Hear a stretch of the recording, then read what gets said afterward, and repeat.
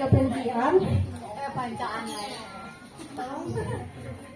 Ujaran kebencian itu menurut Marpaung adalah perkataan, perilaku, tulisan, ataupun pertunjukan yang dilarang karena dapat memicu terjadinya tindakan konflik sosial, kekerasan, dan sikap berprasangka dari pihak pelaku pernyataan tersebut ataupun korban dari tindakan tersebut.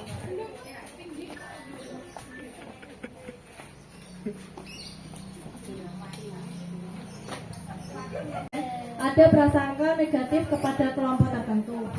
Yang kedua, ada ujaran kebencian bisa jadi terjadi dari perilaku trolling. Apa sih itu perilaku trolling? Orang yang berperilaku trolling ini berbeda dengan orang dengan berprasangka buruk.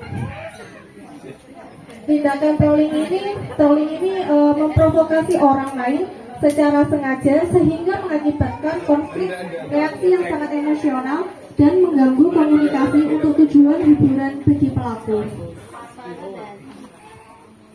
Kemudian ada bentuk-bentuk dari hate speech. Mungkin di sini ada yang pernah terjadi. Yang pertama ada penghinaan, kedua ada pencemaran nama baik, yang ketiga ada penistaan, yang keempat ada memprovokasi, dan kelima ada menghasut, dan yang keenam ada hoax atau berita bohong.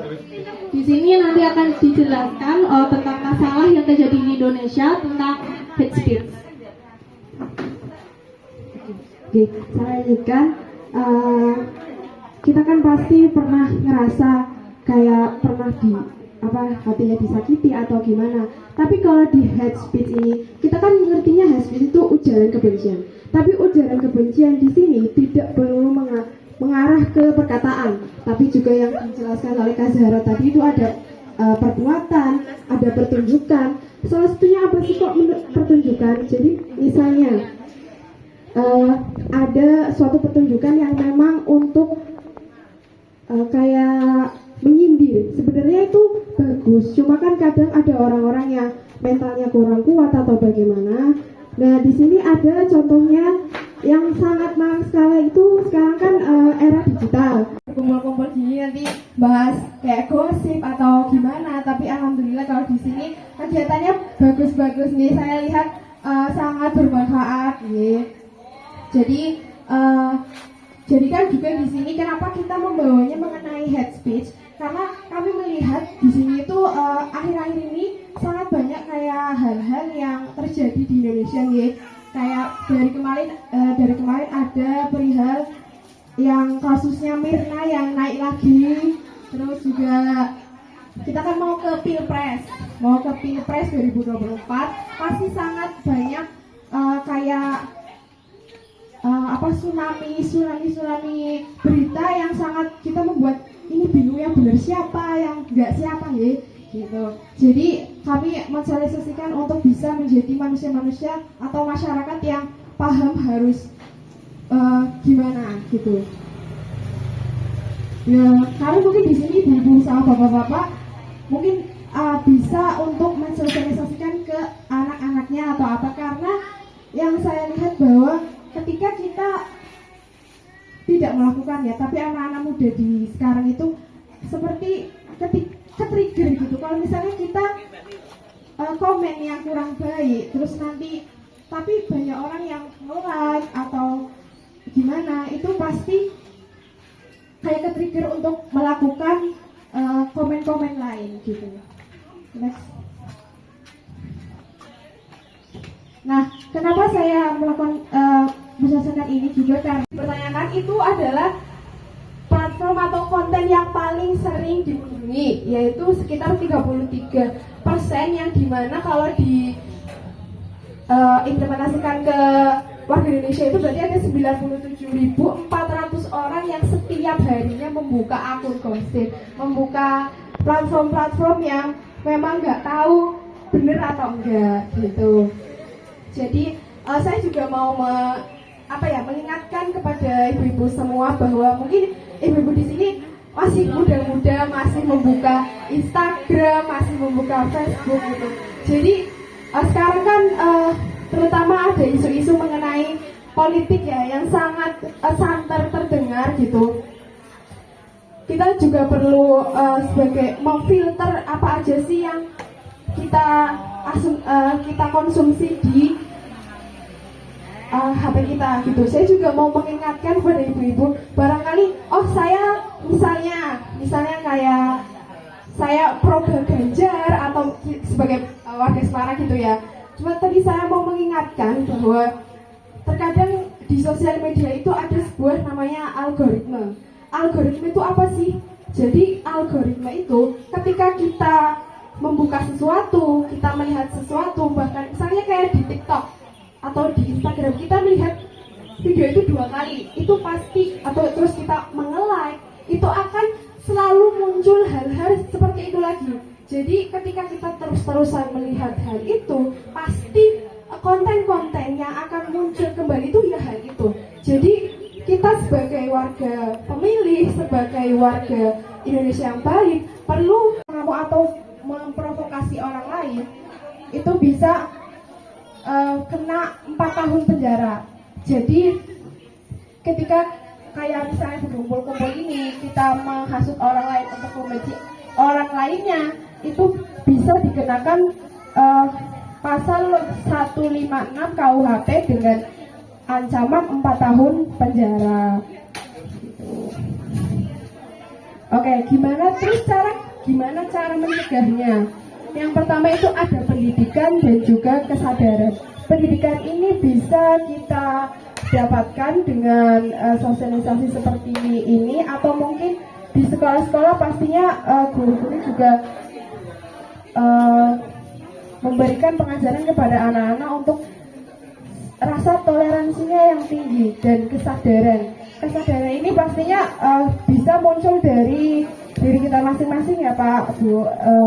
Jadi nggak bisa kita memaksa orang untuk nggak usah, tapi memang kesadaran itu kan harus dari diri sendiri dan didukung dengan pendidikan.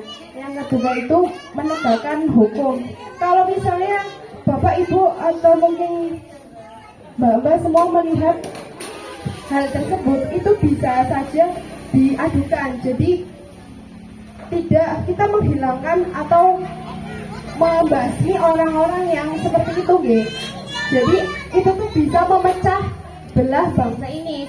Jadi ketika ini sedang ada politik-politik gitu ya, mendekati pilpres, dari orang-orang yang ingin memecah belah bangsa, yang ketika itu mendorong diskusi yang sehat, itu ibu-ibu aktif gitu. Soalnya di daerah saya sendiri nggak ada.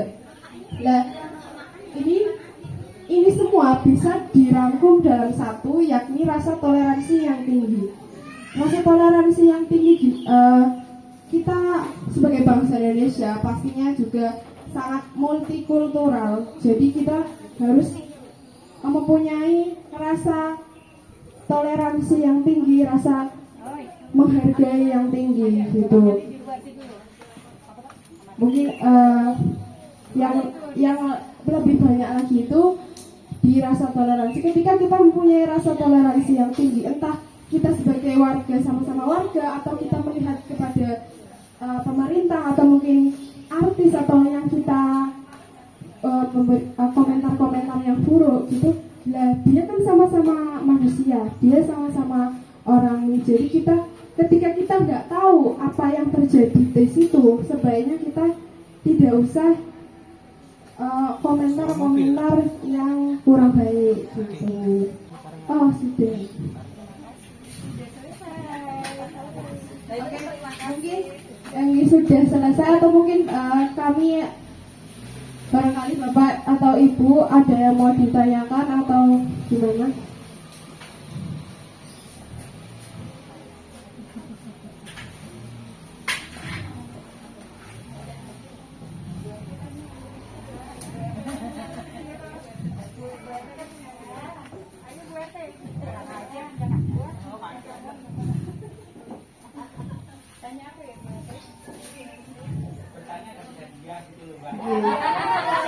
Bapak tadi jajannya masih ada, lalu, okay.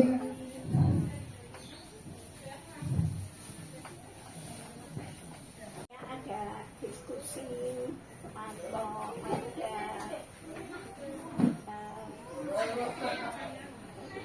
ya diskusi lah. mengenai entah itu politik, entah itu mengenai seseorang atau masyarakat, itu sebaiknya kita tidak usah. Itu berarti kita lebih baik tidak usah komen ya. Mohon izin menjawab untuk hal itu. Menurut saya pribadi, ketika kita nggak tahu, kayak misalnya kalau hal-hal yang mungkin kita komentar dengan orang-orang yang kita kenal itu sebenarnya nggak apa-apa, tapi yang saya lihat di kebanyakan orang itu orang-orang yang nggak tahu masalah duduk permasalahannya itu ikut campur, dan takutnya orang-orang yang sok tahu itu bisa terjerat dari pasal-pasal tersebut. Tapi kita kan sebagai warga negara dibebaskan untuk berbicara secara langsung, secara di media sosial, itu nggak apa-apa. Yang penting kalau kata saya kita tahu dulu, jadi nggak sepotong-sepotong gitu. Ibu menjawab dulu. Ibu terima kasih. Yang bertanya juga terima kasih untuk ibu-ibu dan bapak-bapak yang sudah menyempatkan kehadiran untuk membantu kami dalam menyelesaikan tugas dari kampus. Mohon maaf ketika kami masih banyak kurangnya, kami masih belajar gitu. Jadi sama-sama belajar, sama-sama saya juga belajar kepada bapak ibu semua. Bapak ibu juga sedikit banyaknya berceritalah kepada saya. Mungkin itu aja dari kami. Mohon maaf bila jajannya kurang enak atau kurang banyak ya. Kurang banyak. Ya, itu masih ada kalau misalnya ibu sama bapak mau nggak membuat sekarang diambil. Nggak apa-apa Bu. Ya kami sudah persiapkan ini dari Gunung Pati keturun ke Jatinyale.